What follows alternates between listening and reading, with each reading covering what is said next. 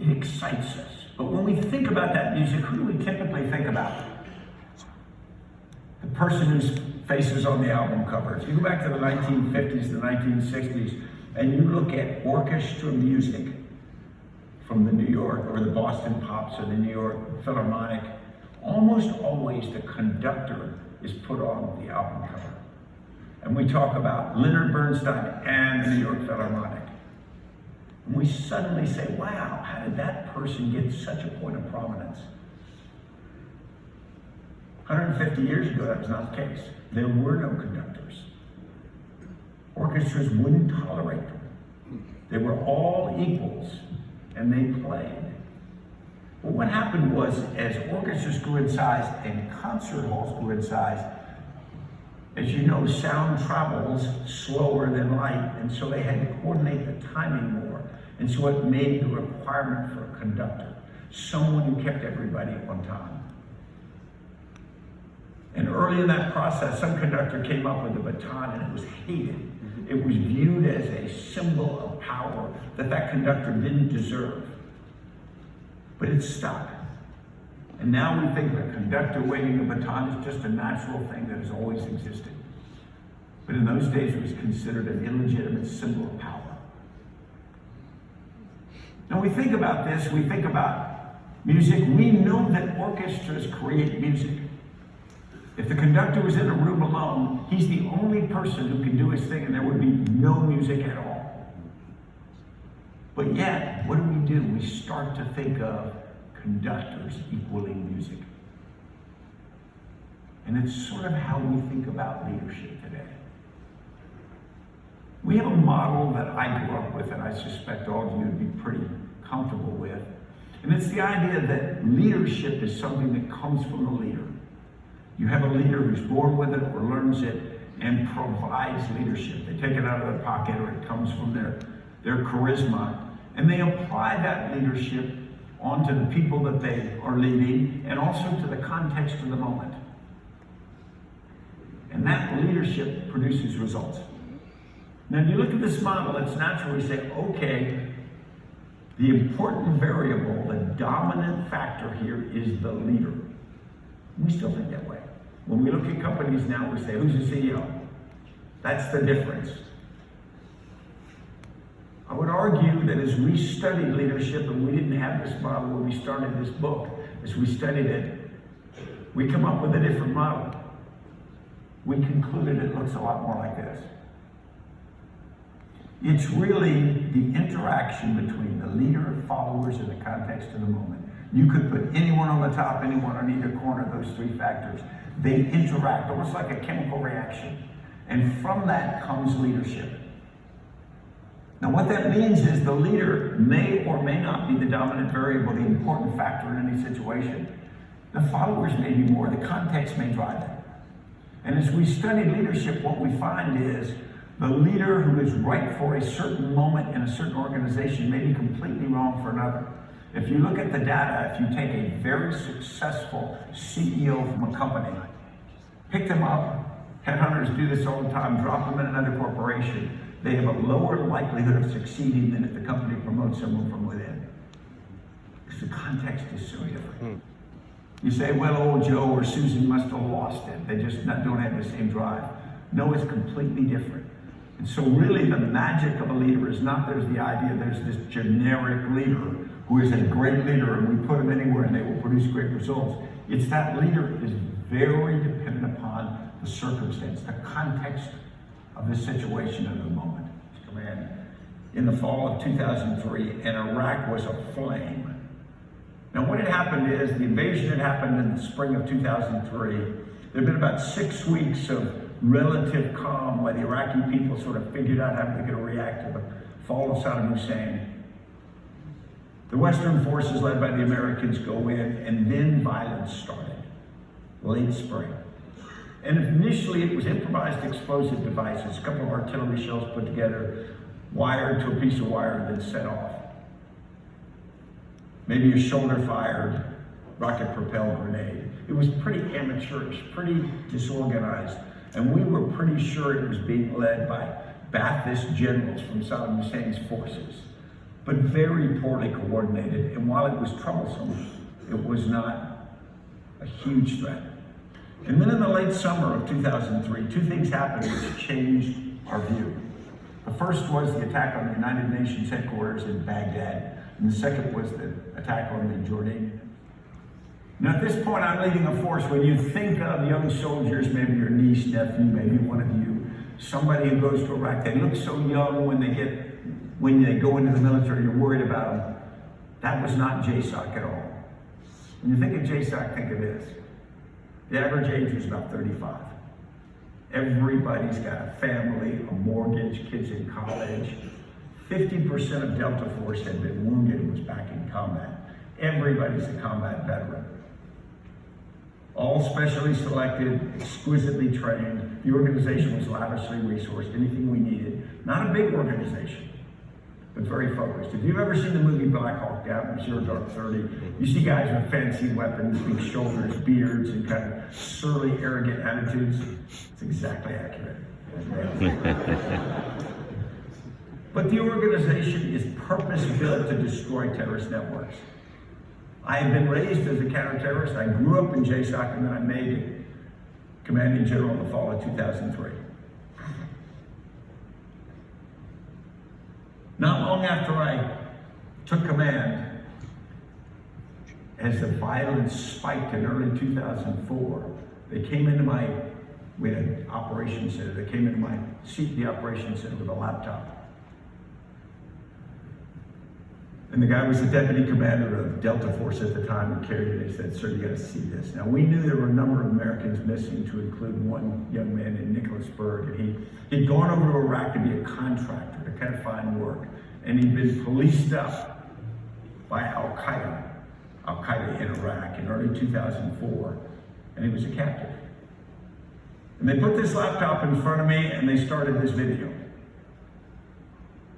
5 black-clad guys in the middle, the individual reading a statement, turns out is Abu Musab al-Zarqawi.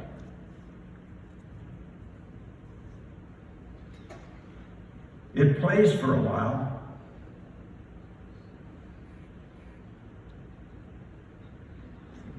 Then Zarqawi pulls out a large knife, grabs Berg by the head, shoves him on the side, and saws his head off.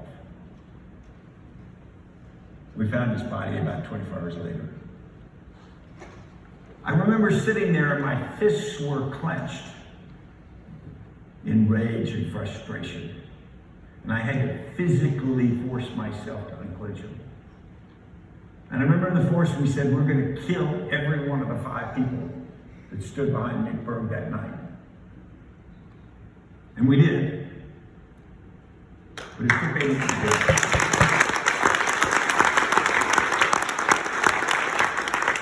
But it took a long time. And it took us starting to understand what we were against. The leader of Al-Qaeda in Iraq was this guy, Abu Musab al-Zarqawi. Actually, he was a young Jordanian. He looked the part, though. He'd grown up in a tough industrial town in Jordan. He'd gotten tattoos. He was a bully as a kid.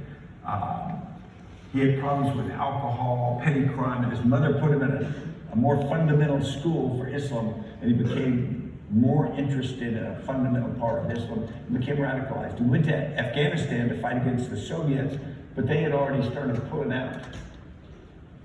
He did fight against the remnant government for a bit, but he became even more convicted that he believed in the cause. So he came back to Jordan after 5 years, starts his own terrorist group. It's pretty amateurish. They get caught, and he gets thrown in prison. Now, Jordanian prison's a tough place. And he got thrown first in a normal prison, and then in a special prison that they opened up for prisoners that they felt were radioactive to society, and he was in there. And in that prison, Abu Musab al-Zarqawi transforms. Let's say he grows up. He's not well educated in Islam, but he studies it. He decides to be more pious and strict than anyone in the organization. He would cover the television when when a depiction of a female came on so that the other prisoners couldn't see it. He was intense about working out. He became physically strong and a little bit intimidating, almost like the enforcer for Islam. He had tattoos that he considered haram, or a violation of Islam. He tried to remove them with bleach, and when they couldn't be removed, he had a razor blade smuggled in, and he cut them off. And he did it in a way that every other prisoner knew he had done it.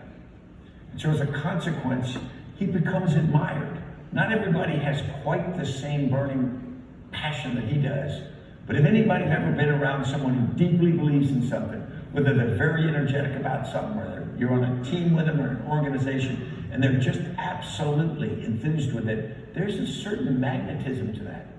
Even though you might go, well, I'm not sure this is a great idea, if they're so convinced, there's a real temptation and tendency to be attracted to them. All of us. When he gets into Iraq and he builds Al-Qaeda in Iraq, he leads it personally as a charismatic leader. He travels around the battlefield and visits. He's pretty quiet in one-on-one conversations in small groups. But he does things like this video.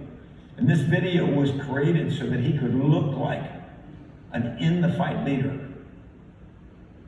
You remember Robespierre stayed in his rooms and wrote speeches.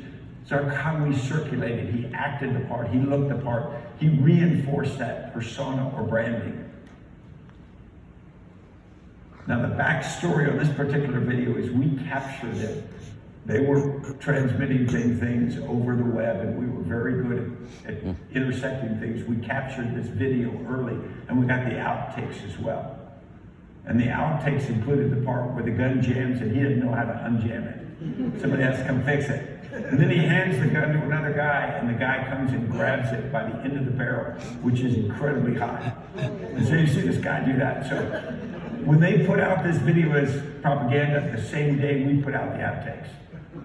Awesome. Now, it was a small thing, but yeah. I love it. It was a small thing, but the reality was he was effective as a leader, extraordinarily effective. And took us 2.5 years to run him down. And today, if you look at ISIS, I know al-Baghdadi just got killed. The ISIS organization comes from Al-Qaeda in Iraq. When they talk about leaders, they don't talk about Osama bin Laden. They talk about Abu Osama al-Zarqawi. More than Baghdadi, more than Osama bin Laden. He created a mindset. He created an intensity that came into ISIS after his death that was extraordinarily powerful.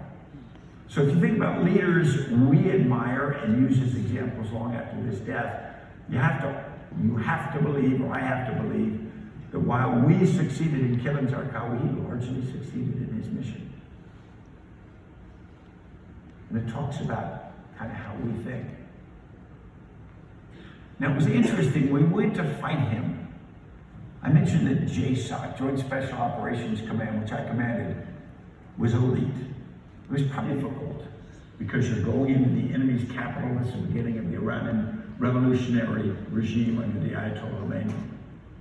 So the decision was made to do this operation by launching helicopters off a carrier in the Arabian Gulf, and they would fly in at night under radar using first-generation night vision goggles, which was very difficult, and land in a piece of deserted desert.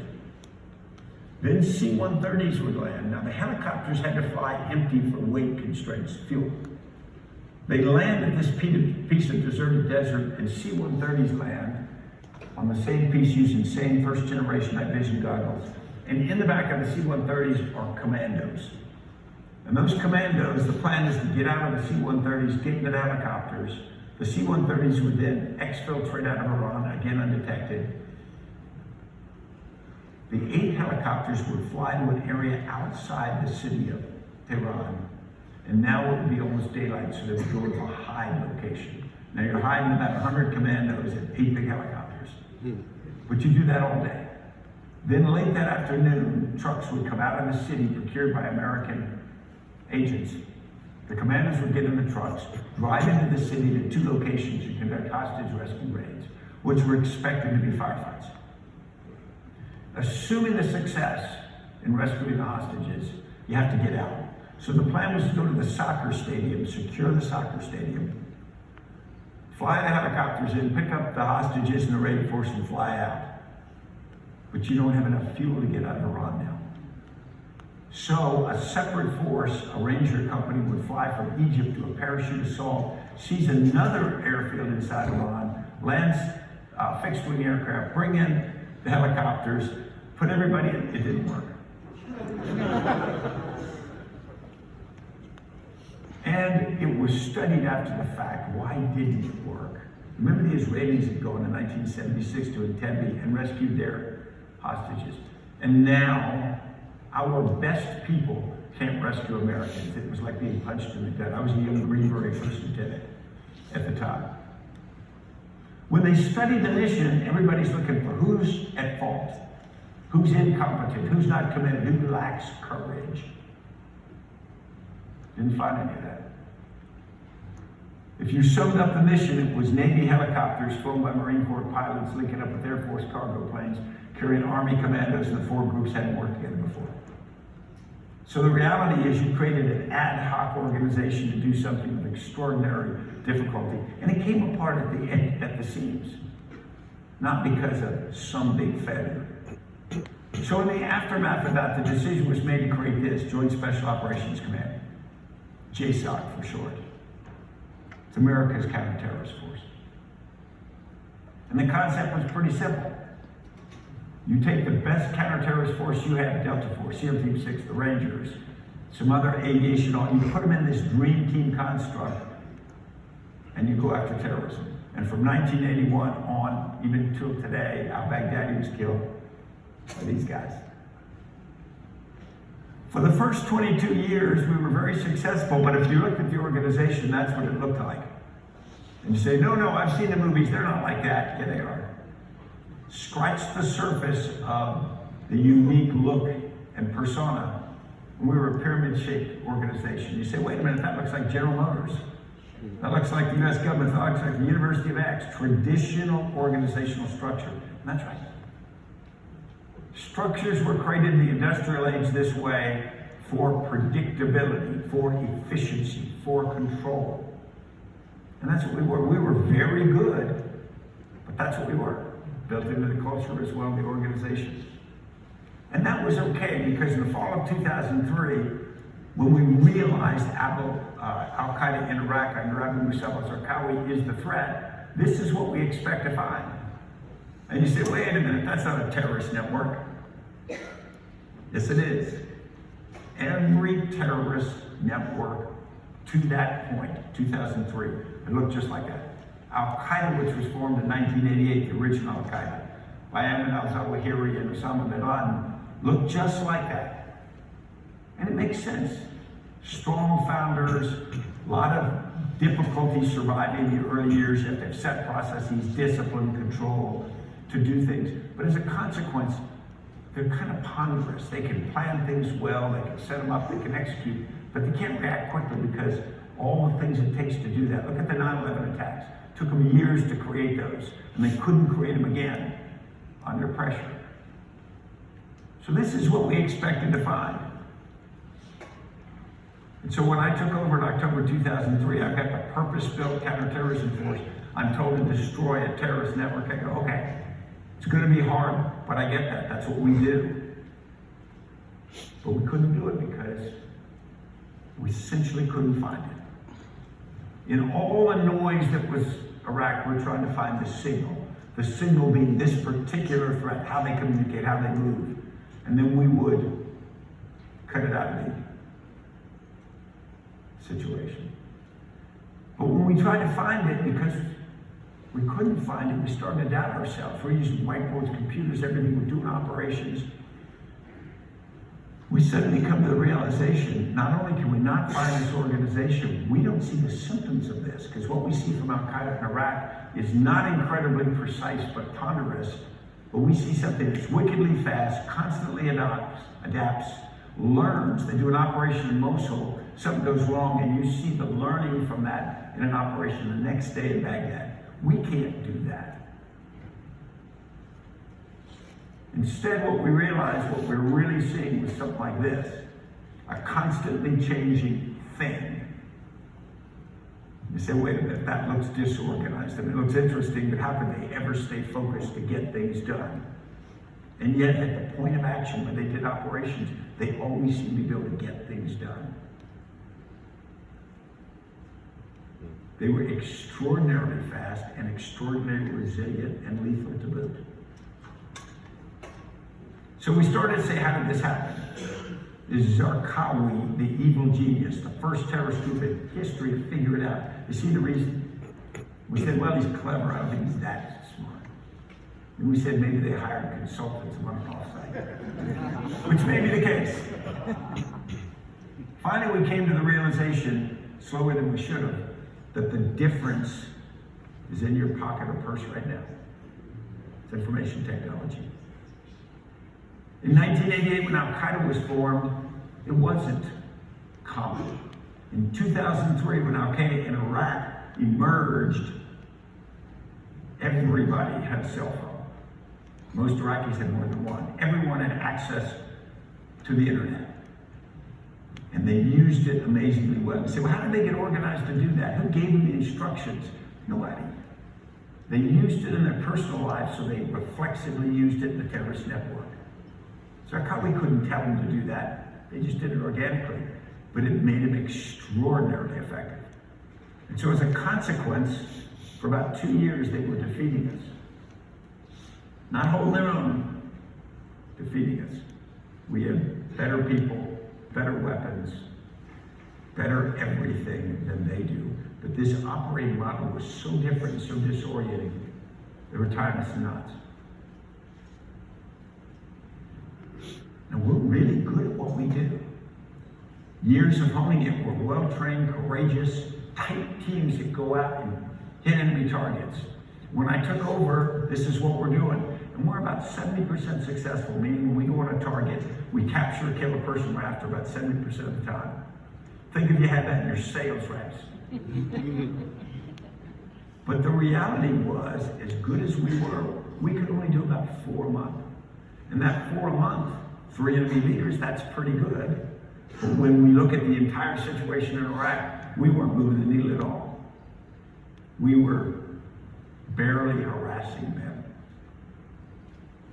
And so Iraq's getting worse in early 2004, and it's getting worse fast. Now it's interesting how JSOC reacted. One of the reactions was, it's not our fault. We're doing our part better than anyone's ever done it. Everyone else needs to get their act together. There's some truth in that, but it's also irrelevant. If you're on the losing team, you lose. I don't care what our batting average is. If we lose, we lose. So we had to do more. JSOC had to take a bigger role in the war. So I said, okay. I got with the force and I said, what we're doing isn't working. So I think I did what almost any other leader would do. If something's not working, what do? You do more of that, right? So I slammed down the accelerator and said, we're going to do more. And that's what we did. So about the next 9 months or so, we're slammed down. We get up to 18 raids a month. Every other night we're hitting them. And we're still about 7% successful. So we're taking 13 or 14 enemy leaders out every month. What organization can stand that attrition? I assumed we'd knock them to their knees. I thought, what if somebody got in the Pentagon and took out 13 senior leaders? What would happen? Well, we'd get better. That's what I thought. I didn't actually say that out loud, but that's what I thought. But the reality was, we're taking 13 or 14 out, and they're acting like they don't notice it. They're just self-repairing, moving on, getting bigger, stronger, more confident. And yet we are going as fast as our processes will allow us. The mechanical process we have in our traditional structure cannot go faster. The wheel's about to fall off. I am personally approving every operation because that's my job. But you can't do more than 18 a month with that structure and the way that operated. And yet we're still losing. So we make the decision we have to change fundamentally and go into completely uncharted territory, something none of us in the organization had ever been a part of before. And I don't think anyone in the military had. So we didn't have a vision, we didn't have a great plan. We just had a burning platform. We're losing, and we're not going to lose. So one of the things we started to do is we connect everybody. Now you think of this terrorist group at one place, everybody together. We had 17 task forces based across Iraq. We were in 27 countries at 76 different bases. So we're really this globally dispersed entity that's got to operate in a collaborative, effective, synchronized way. We couldn't do it through our normal chain of command activities, so we connect everybody all the time. And that's a little scary in an organization where your traditional information goes in control. And it's certainly different from what military culture's been. But the effect was fascinating. We started operating like a human brain. You couldn't even define exactly how everything happened. It just did. It got massively faster and extraordinarily effective. We call it later shared consciousness. That's everybody have a contextual understanding of what's going on, what we're trying to do. Then you don't have to give them specific instructions. They know what to do. What you're synchronizing on is not the old idea that there's one smart person at the top of the organization who tells everybody else what to do and it comes together. You're giving everybody the vision that that one person used to have, and then letting everybody act with autonomy at their level to contribute to that. But you're self-coordinating all the time because everybody's connected all the time. We essentially took JSOC, this traditional structure, and the first thing people say is, let's reorganize. I'm not a big fan of reorganization. I think you change parking places and job titles and operate the same way. In the military, you do the paperwork for reorganization, then your grandkids execute it. So what we did was, we didn't waste any calories reorganizing. We kept a lot of things the same way. We did HR, finance, logistics with our old structure because it was really good at that. But we changed the two things that mattered most. We changed how we passed information, intelligence, and we changed how we made decisions, largely pushing decisions way down. Now you say, well, did that work? When I took over in October 2003, we were doing 4 raids a month and 1 a week. We thought we were really fast and in great shape, but as I described, it wasn't enough. We sped up that process, got to 18 raids a month. We're still about 70% successful. It wasn't working. We changed how we operated, our culture. By the summer of 2006, we're at 300 raids a month. We've gone from 1 a week to 10 a night. And then you go, well, how long could you keep that up? We kept that pace up for 2.5 more years, every single night. Now we did it because we operated differently. Where I used to approve every operation, I now approve none.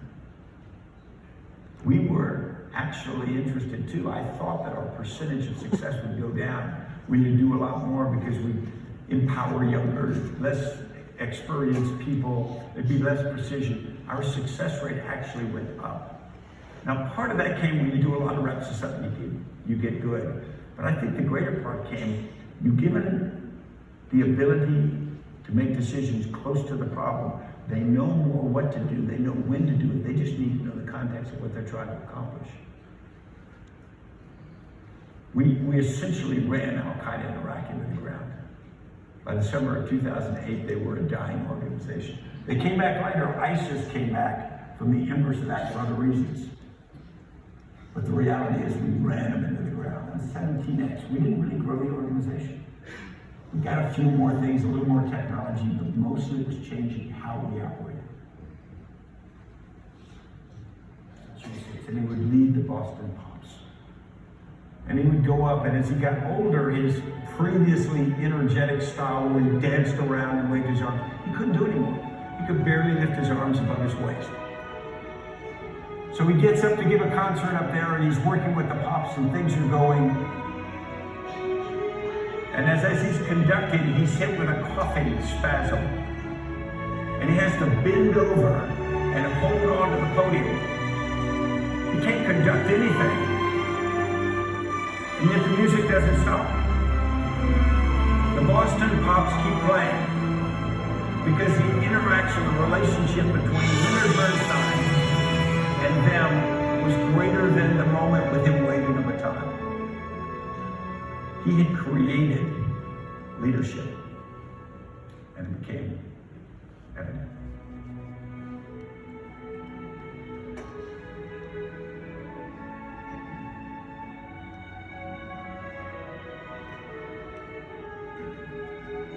We must keep moving.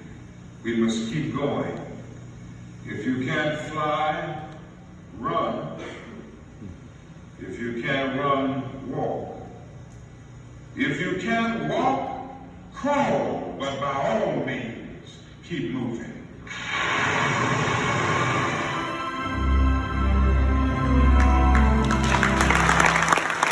Come to our house and say it. They're going to think you're saying that you did. And we had this month-long discussion about it.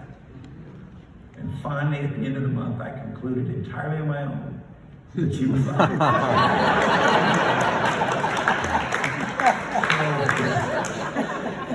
We can't relate to what you're talking about at all. And on a Sunday morning, I went to my little office. I took it off the wall. I took it out to the trash behind the house, and I threw it in the garbage. And the next day, they came and took it. And it was a very sort of emotional act for me, because Robert E. Lee had become a symbol of something that I don't agree with. And as I studied him, in fact, included him as the 13th leader in the Leaders book, because I had to write about Robert E. Lee if I'm going to write about leaders, or it would be sort of lying because he didn't know what I thought so much about. The conclusion I came to is, here was a guy who, if he was in this room, he'd be the most impressive leader here. The most courtly, the most charismatic, the most decisive. But he had a moment in his life in the spring of 1861 when he had the opportunity to make a choice. And he made a choice to turn against his nation, the nation he'd served in uniform for 32 years, and to try to essentially destroy the Union. And I think he got it wrong. I think he had a great chance to make a decision. He just got it wrong. Now, people say, well, that makes him evil. I don't think so. I think it makes him human. I think in life, when I simply got it wrong, doesn't mean that everything I was or am was wrong. It just means that I got it wrong. And if you think about leaders in that way, when I think about leaders, they become very human. Because I know to the small degree that there's a move on Monday is likely to be wrong on Tuesday. And I'm trained as an engineer, so that's upsetting. But the reality is, what we found is technology is going so fast that as soon as you lock down and perfect your understanding of some level of technology, you're locking yourself in. And now you say, well, that's impossible. You got to do some things. So I'm a great believer in rapid, iterative change in an organization, a culture that admits it's going to change constantly. Don't try to lash on. And we're running into this problem in things as straightforward as military acquisition. We want to buy the best fighter planes, so we spend 10 years planning it and funding it. By the time we field it, it's already a little bit outdated. And they're so expensive, we can't buy new ones quickly. So I think the future of technology is this really fast-moving, iterative thing. And that's going to be commercial world, it's going to be in military, it's going to be in everything.